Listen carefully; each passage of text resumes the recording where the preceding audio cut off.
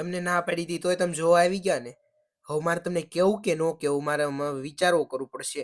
કારણ કે સવાર થઈ ગઈ હતી, હવે એવું વિચારું છું કે ચાલો એન્ડિંગમાં કહીશ એટલે તમે વિડીયો જોયો એટલે તમને ખબર પડી જ જશે કે શું થયું. તો અહીંયા છે ને એ હવારમાં જો હું આવ્યો ને ત્યાં ચકલીએ માળો કર્યો હતો બહુ મસ્તનો. અને એનું ઘરનો દરવાજો હતો ને એ એટલો નીચે છે, તો મને એમ થયું કે આનો ઘરનો દરવાજો એટલો નીચો કેમ છે, જાતી કેમ હશે ચકલી.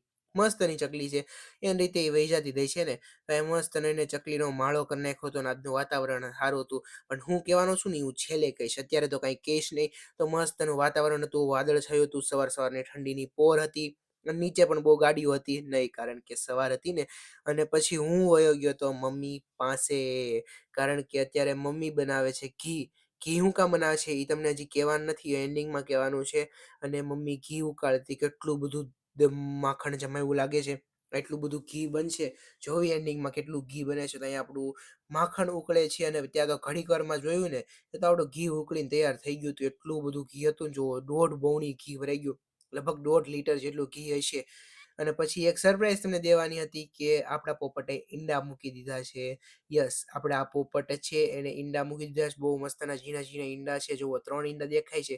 હવે જોઈએ આમાંથી કેટલા ઈંડા ફૂટે છે. અને છે ને ગામડેથી કેળા આવ્યા હતા, એટલે હું વહી ગયો હતો સર આંટીની ઘરે કેળા દેવા હતું, કારણ કે ગામડાના દેશી કેળા આવ્યા હતા. તો વિચાર્યું કે ચાલો ને કેળાની લૂમ દઈ આવ્યો. અને પછી અહીંયા મસ્તના 9:30 નહીં 9 વાગી હતા.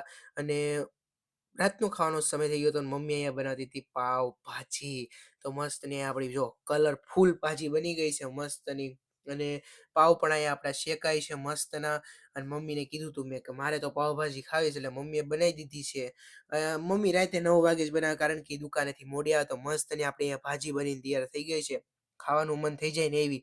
અને આપણા પાવ પણ એવા મસ્તના શેકાય છે ને, શેકેલા પાવ અને ભાજી મને તો બહુ ભાવે છે. કોને કોને ભાવે છે ને એ કમેન્ટ કરી દેજો. મારી જેવા હોય ને તો સબસ્ક્રાઈબ કરી લેજો. ને આપણી ભાજી પણ બની ગઈ છે, કઈ રીતે બનાવી એનો વ્લોગ જોતો હોય તો કમેન્ટ કરી દેજો. આપણે ભાજીની રેસીપી મૂકી દે. હું ને એક ડીશ લીધી, એમાં ભાજીને પાવ મૂકીને વયો ગયો હિના આંટીને ઘરે, કારણ કે અમારા આડો પાડોશીને દેવા પડે ને. તો મસ્તનો હિના આંટીને ઘરે ગયો, એને પણ આપણે ભાજી દઈ દીધી. રમેશ અંકલે ખાધા હતા ને ચેવડો બનાવ્યો હતો, તો એ ભાજી દઈ દીધી. મેં કીધું કે મારે નથી ખાવો ચેવડો, કારણ કે અમારા ઘરે ભાજી બની, હું થોડો ચેવડો ખાઉં. અને મમ્મીએ કીધું કે જા સરવાંટી ન્યા દઈએ, તો હું ન્યા દેવા ગયો.